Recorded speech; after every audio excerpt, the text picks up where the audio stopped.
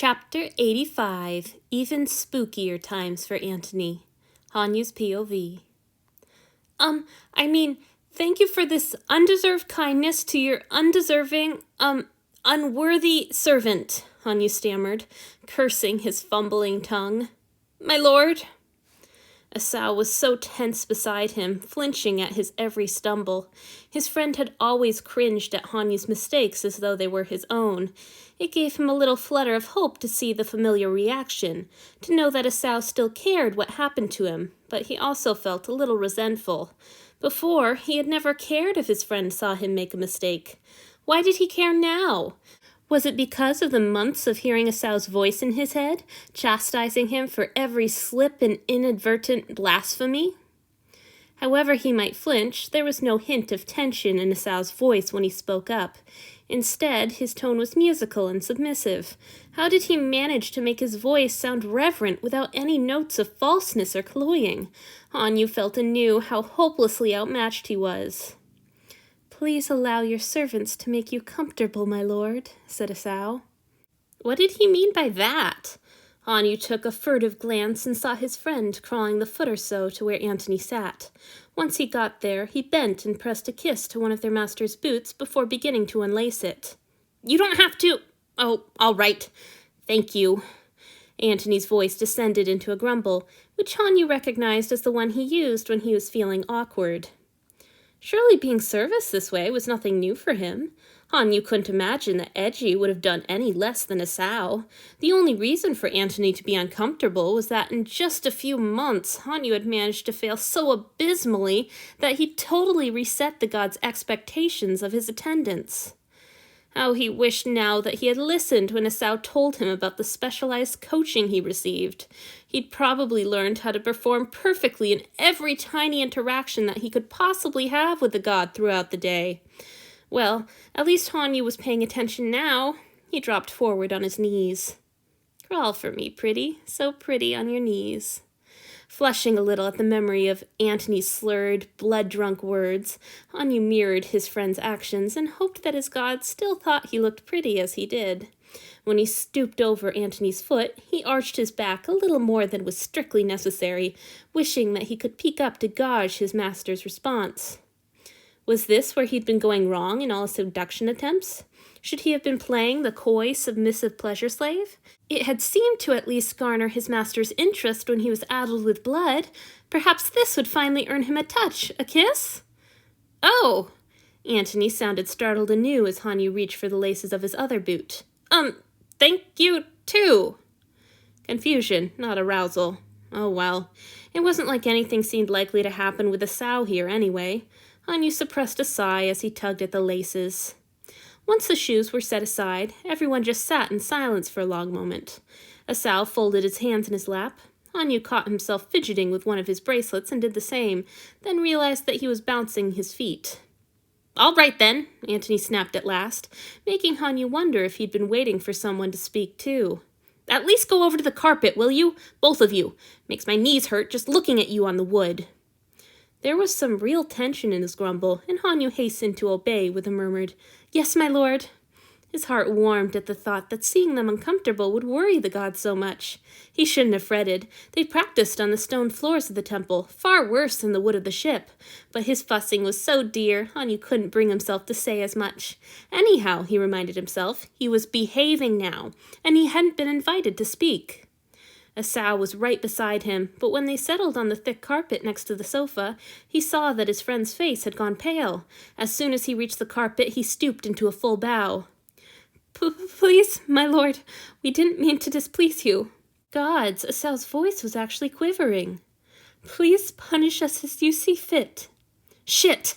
How had Hanyu forgotten to tell him that rule? Antony had only imposed 4 or 5 laws in all. That wasn't enough to justify forgetting one of them. What would happen when Antony told his friend about the no requesting punishments rule? Their master wouldn't get angry at either of them for the oversight, would he? Would Asao believe Hanyu had been trying to sabotage him? Hanyu's heart pounded painfully. Antony cursed under his breath as he hurried over to kneel in front of them, and Asao let out a whimper. The sound was so tiny and animalistic, so unlike anything Hanyu had ever heard from his confident friend before, that it went straight to his heart. Easy as how. Antony's voice had gone strangely soft and soothing. Was he trying to imitate Felix? Those sounded like Felix's cadences. You're fine. I didn't mean to. It was uncomfortable over there, wasn't it? I didn't. Sorry. I'm sorry. There was a pleading note in the god's voice, and when Hanyu dared a glance through his lashes, he saw that Antony was looking at him plaintively. What was he supposed to say? You owe your servant no apologies, Asao squeaked into the carpet. The pleading look Antony was giving him intensified, but Hanyu still didn't know what his master wanted from him. He was so pathetic. This was the whole purpose of his life, the one task he'd been raised from infancy to perform, doing what Antony wanted. And now that Antony clearly wanted something from him, wanted it desperately, he had no idea how to give it. Hanyu just bowed his head lower so he wouldn't have to look at his master anymore. It had been a while since he'd felt like such a total failure as an offering. I'm not going to punish you for kneeling on the wood, for goodness sake, Antony said at last. Just relax, all right? You're fine. And don't ask for punishments. If I think you need to be punished, I'll tell you. Asao flinched. Yes, my lord. Please forgive us, my lord. You're not... No one's in trouble, all right? Frustration was bleeding back into Antony's voice. It was just a suggestion. I'm sorry I said anything. Asao stayed down, and Hanyu was tempted to join him.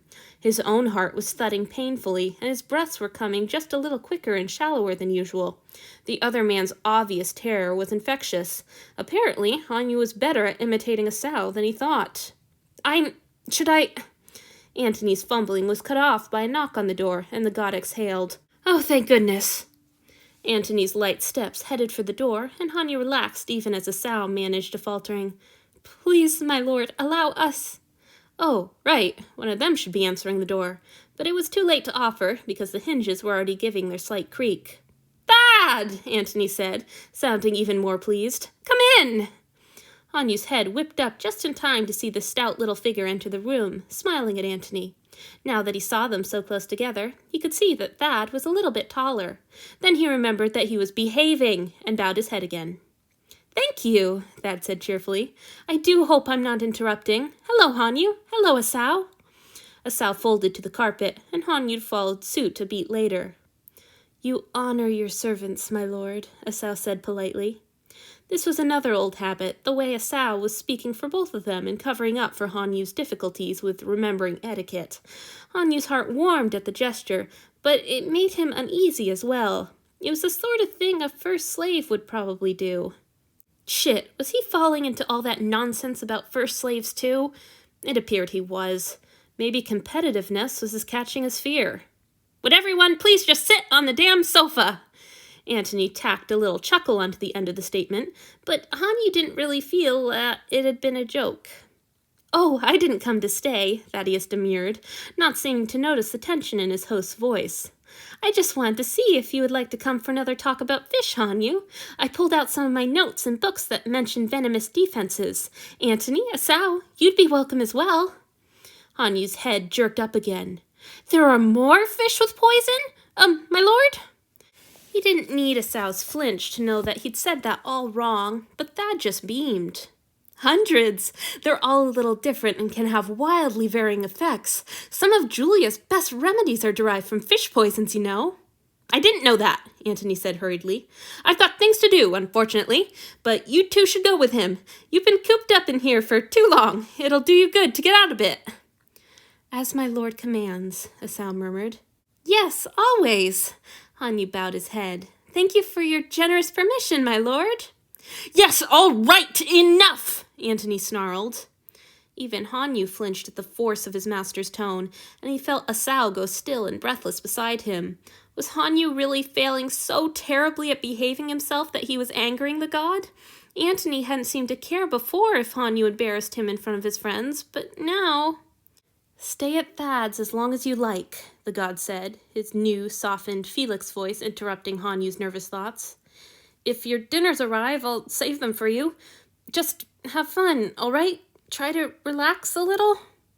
See, you understand, Thaddeus sighed.